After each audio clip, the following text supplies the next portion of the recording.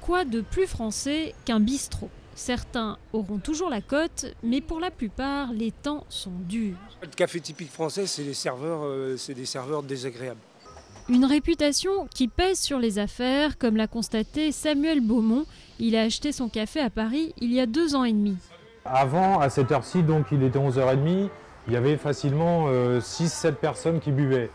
Maintenant, voilà, il y a des jours où il y a du monde, il y a des jours où l'apéro, c'est difficile, quoi. Dans le café de Samuel, les ventes au comptoir ont baissé de 25% depuis 2 ans.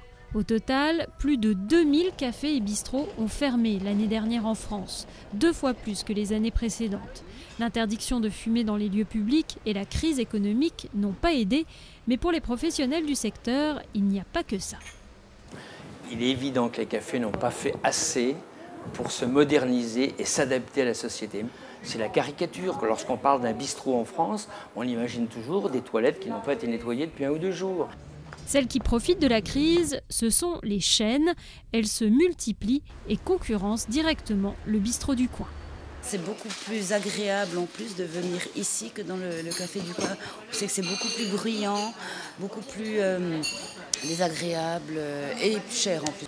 Avis donc aux bistrotiers, il ne leur reste plus qu'à baisser les prix et à changer leur déco.